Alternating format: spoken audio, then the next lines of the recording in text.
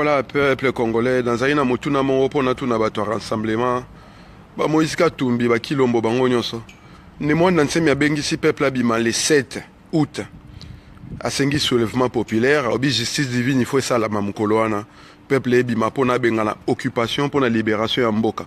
Bon, bino siko bosengi ville morte le 8 na le 9. Tina ville morte le 8 na le 9 ezali nini. Parce que UDPS depuis depuis les années 90 jusqu'à aujourd'hui, la stratégie à la ville morte est fouta à Tambala mon côté. 2016, combien de villes mortes Bossali pour la Kabila Kende. Et pourtant, bon même un glissement la distraction la bon. Les 8 na le 9 août, bon 5 villes mortes pour la nini. Nous sommes encore pour notre code dans l'année moins d'ansemi. Il marmonna le 7 août, batubacha ango kate balo belango te poba mo le 8 na le 9. Nenboroza qui collabore sans honte na niveau ndengwana. On appelle les peuples au soulèvement populaire, à la libération totale du pays, et vous vous appelez les peuples à rester chez eux, à rien faire le lendemain du soulèvement.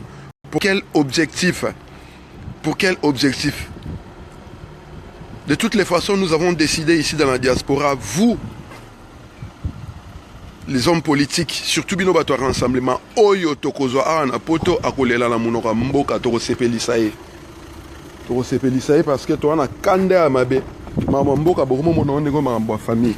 Bolimbisana pardon mutu ke kozwanga. Bonjour vers la gare. Voilà, mama mboka bokomo mona ngolo roi film na bino donc. Et comme le roi ba jeune na bino. Kilombo olingini